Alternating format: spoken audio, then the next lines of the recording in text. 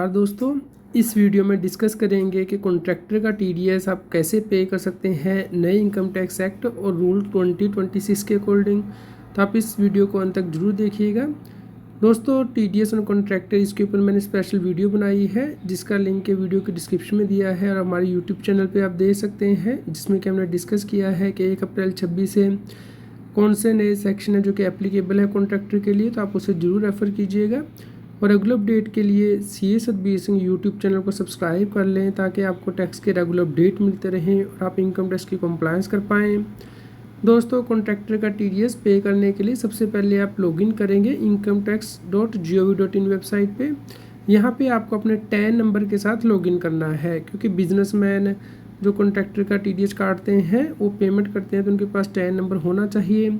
अगर आप इंडिविजुअल या HUF हैं और पेमेंट पूरे साल में 50 लाख से ज़्यादा है तो भी आपको कॉन्ट्रैक्टर का टीडीएस जमा कराना है, लेकिन उसके लिए आप अपने पैन नंबर से लॉगिन करके जमा करा सकते हैं इंडिविजुअल HUF के केस में। लेकिन जो बिजनेसमैन है दोस्तों, वो यहाँ पे टैन नंबर के साथ लॉगिन करेंगे अपने। उसके बाद आपको E-फाइल में जाना है और E-पे टैक्स में जाना है। उसके बाद आप इनकम टैक्स एक्ट 2025 चूज़ करेंगे। 1 अप्रैल 26 के बाद अगर आपने पेमेंट क्रेडिट किया है तो ये एक्ट आपको चूज़ करना है। उसके बाद आप यहाँ पे न्यू पेमेंट पे प्रेस करेंगे और यहाँ पे टैक्स ईयर चूज़ करना है। 26 तारीख का मतलब है 1 अप्रैल 26 से 31 मार्च 27 के बीच में अपना टीडीएस काटा है तो उसे टैक्स ईयर कहा जाता है। इस बात का आपको ध्यान रखना है। उसके बाद दोस्तों, इस प्रकार से पे टीडीएस और TCS की ऑप्शन उपलब्ध होगी, आपको प्रोसीड करना है।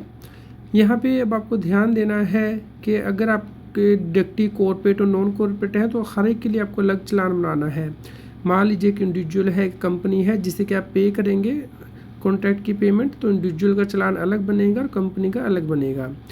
दोस्तों, आप एक ही चलान में जो डिडक्टिव हैं वो ऐड कर सकते हैं और दोस्तों 20 जो डिडक्टिव टाइप आप चूज़ कर सकते हैं, 20 कोड, जिससे कि हम आगे डिस्कस करेंगे। लेकिन अगर आपका डिडक्टिव रेजिडेंट और नॉन रेजिडेंट अलग अलग है तो उसके लिए अलग अलग आपको चलान बनाने हैं यहाँ पे, जिससे कि हम आगे डिस्कस करेंगे।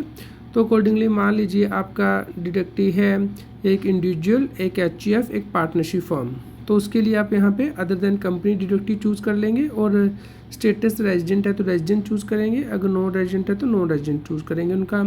तो हम यहाँ पे मान लीजिए रेजिडेंट चूज़ करते हैं ऐसे, other than company deductive and resident deductive. तो यहाँ पे आप कोड ऐड करेंगे। दोस्तों, जो कॉन्ट्रैक्टर का आप पेमेंट करेंगे उसके लिए आपको 1023 कोड यूज़ करना है। अगर आप इंडिविजुअल और HUF को पेमेंट करेंगे डिडक्टिव को, और इसके लिए आपको section 393 table serial number 6 close 1 सब क्लोज D रेफ़र करना है। इसका लिंक मैं इस वीडियो के नीचे डिस्क्रिप्शन में दे दूँगा, वहाँ पर आप जाके चेक कर लीजिएगा। तो 1023 अगर डिडक्टिव आपका इंडिविजुअल और HUF है। और दोस्तों, इसी में आप एक और चलान भी ऐड कर पाएंगे, एक और कोड, क्योंकि 20 कोड तक आप मैक्सिमम ऐड कर सकते हैं। मान लीजिए आप पार्टनरशिप फर्म का भी कॉन्ट्रैक्टर का टीडीएस पे करना चाहते हैं, जहाँ पे कि पार्टनरशिप फर्म जो है वो डिडक्टिव है, तो यहाँ पे आप ऐड कर पाएंगे। यहाँ पे नीचे ऐड, ऊपर कोड 1024 आपको यूज़ करना है। तो इस प्रकार से आप एक ही चलान के अंदर जो डिडक्टिव कोड है वो ऐड कर सकते हैं, 20 मैक्सिमम। मान लीजिए कोई पार्टनरशिप फर्म है, AOP है, BOI है, डिडक्टिव, तो उसका भी आप एक ही चलान के अंदर ऐड कर पाएंगे। अगर आप चाहें तो अलग अलग चलान भी बना सकते हैं। अगर आप अपने अकाउंटिंग के पर्पज़ से अलग बनाना चाहते हैं तो बना सकते हैं। नीचे आप स्क्रॉल करके देखेंगे, सबसे लास्ट में जाइएगा तो आपको पूरी जो डिटेल है दिख जाएगी।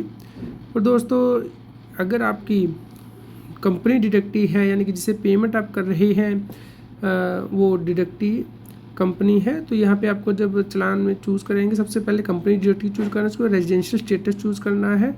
और उसके बाद आप यहाँ पे जो कोड नीचे यूज़ करेंगे 1024 यूज़ करेंगे, क्योंकि अदर देन इंडिविजुअल और HUF के लिए कॉन्ट्रैक्ट के केस में 1024 कोड आपको यूज़ करना है। वो जहाँ देखिए टैक्स एप्लीकेबल, यहाँ कॉर्पोरेट टैक्स आ रहा है, तो यहाँ पे कंपनी डिडक्टिव का आपको ध्यान रखना है कि अब आपको अपने डिडक्टिव को 2 पार्ट में डिवाइड करना है, कि कंपनी एक है, नॉन कंपनी।